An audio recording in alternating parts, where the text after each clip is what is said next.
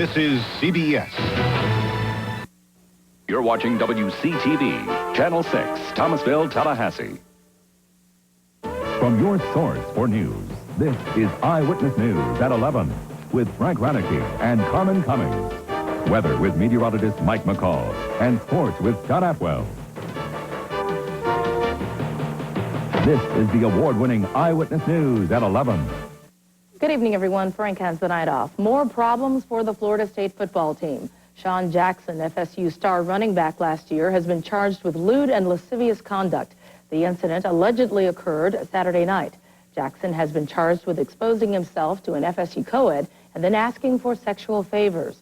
Jackson is no longer on the FSU football team. He was a fourth-round draft pick by the Houston Oilers, and coincidentally, one of the players named in the Sports Illustrated tainted title issue. Jackson even admitted that he took gifts in that Foot Locker incident. Now his name has surfaced again. Saturday evening at about 8:30, we received a call over the emergency phone system here on campus in the area of the Union Pool that a subject had exposed himself to a female student. We responded. We obtained information from the victim as well as several other witnesses. That led to our suspect. It turned out to be Sean Jackson. After the investigation was completed, we charged him with 1 count of indecent exposure. The offense is a misdemeanor. Jackson is scheduled to appear in court June 7th. We tried to reach him today. He's headed back to his home in New Orleans. Girls today are often raised to believe they can do anything boys can. They're just as smart, just as capable, and just as violent. As Eyewitness News reporter Nicole Smith tells us, we're seeing the coming of age of a new generation of female felons. As we begin a special report on young women in crime, one area school is trying to identify at-risk girls and stop criminal behavior before it starts. Another act of teen violence, this time a carjacking. Those accused, 6 teens, including 2 girls. Fewer girls turn to crime than boys, but it's one glass ceiling they're beginning to shatter. In 1982-83, Leon County saw more than 600 delinquency cases involving boys and 174 involving girls. 10 years later, the number of boys' cases shot up to more than 1,800, while the girls' cases increased to 479. Still a lot lower than the boys, but increasing at nearly the same rate. The girls are very assertive. They're very independent. Many of them have been on the streets and aren't really afraid of a whole lot. Experts say it usually begins with something relatively harmless, like skipping school, or not so harmless, like running away. It's the thrill of it. Try not to get caught, I guess. 15-year-old Gina once harbored a runaway and often skipped school. Now she's a student at Tallahassee's Practical and Cultural Education Center for Girls, or PACE. There are no crowded hallways here, no Friday night football games, and no boys. Open since January, PACE deals with girls whose problems range from petty crimes to unplanned pregnancy. In other words, an alternative to juvenile court for girls whose actions aren't serious enough to take them away from home. 30 girls attend classes taught by just 3 teachers and follow an individualized curriculum. But school officials and the students themselves say girls need more than that. They need a lot of nurturing. They need a lot of structure. There may not have been a lot of rules in the family and a lot of attention to what's going on in their life. And when it comes to rules and attention, students tell us they're getting plenty of both. They call all the time to make sure you're coming to school. If you're not here by 9 o'clock, they call. There's people I can talk to and people I can relate to with their problems. 1,500 girls have finished the 5 PACE program statewide since 1985. School officials monitor the girls for 3 years and report less than 10% have ended up back in the juvenile justice system. 75% have gone back to their home school, gotten a job, or gone on to college. The girls we spoke to say before PACE, their futures looked very different.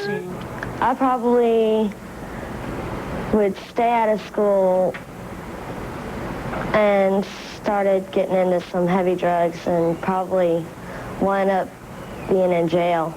Pay students strive to complete enough assignments to earn field trips, and today the prize was a swimming trip to FSU. One girl told us she likes the fact that doing her work will mean getting something in the long run. And school officials say that's the whole idea. Nicole Smith, Channel 6 Eyewitness News, Tallahassee. Tomorrow, we continue our special report as we take you inside a halfway house for girls who have come one step closer to trouble with the law. The first of 3 teenage girls was in court in West Palm Beach, Florida today for the murder of a taxi driver. The cabbie was shot in the head in his taxi last January. What makes this case different from most is that prosecutors really don't know which girl is the killer, since all 3 handled the gun, and there's no way to confirm who fired the fatal shot. One local school system is working hard to keep students on the right track. It'll soon be offering alternative schooling thanks to a state grant. $70,000 will be given to expand and improve Valdosta's alternative school. Eyewitness News reporter John McDonald tells us part of the money will be used to bring in troubled Brooks County students. Most any teacher will agree. Eliminating behavioral and attendance problems in the classroom makes educating easier. That's why Georgia legislators have begun pumping money into alternative schools.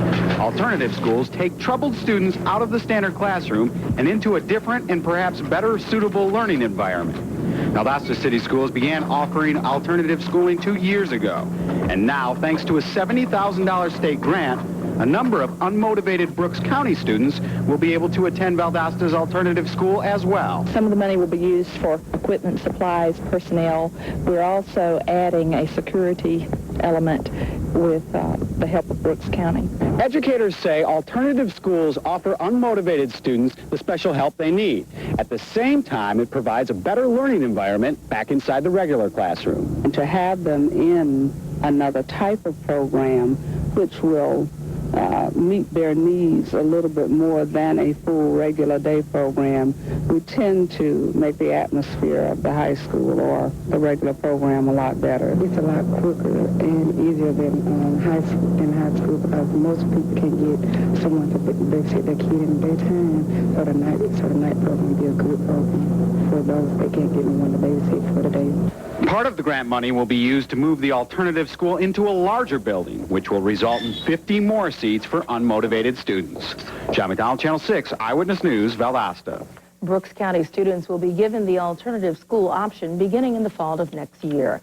The Georgia Parole Board is getting tough with prisoners. It's part of Governor Zell Miller's new anti-crime package. Under the new policy, violent offenders cannot be paroled, and second-time violent offenders are locked up for life. It's called 2 strikes and you're out. Many prisoners are already being told they'll have to serve more time than anticipated. Some of them were scheduled to be released in like a month, and they were extended a year. I think one of them was extended to his maximum release date or discharge date, which was also a year. Governor Miller's anti-crime package passed the legislature and will be up for voter approval in the November election. A Florida woman is one step closer to becoming the president of the National Rifle Association. Tallahassee's Marion Hammer has been second vice president of the NRA for 2 one-year terms. Today, she was elected to first vice president. Hammer says it is customary to move up in the ranks to the presidency after 2 more years, when she will be the first woman to sit in the president's chair. Well, the women in the NRA have been working to expand our role in all phases and facets of NRA. We've been actively involved for many years, and the number of women members is growing. Therefore, the leadership roles are growing as well. The newly elected president is Tom Washington, the former first vice president from Lansing, Michigan. Jacqueline Kennedy Onassis now rests near the eternal flame she lit some 30 years ago. The widow of President John F. Kennedy was buried today at his side at Arlington National Cemetery. President Clinton praised Onassis as a woman with dignity and grace. Earlier today at a funeral service in New York, Senator Edward Kennedy said his sister-in-law had been a lesson to the world in how to be a mother and how to be courageous. Onassis was 64. Still to come on Eyewitness News, Leon County officials consider closing the gap in a property tax loophole. And we'll tell you why some local cell phone customers are steaming. Those boys from Continental Airlines have gone completely off First, they come around here inquiring about my peanuts, claim they're going to fly people for peanuts. Now they say I can bring the missus with me for just a penny. Purchase a Continental Peanuts fare round trip, and for a penny more each way, you can bring along a friend. It's called Add a Penny, Add a Pal. Flying for a penny? Those boys have been spending too much time up in that thin air.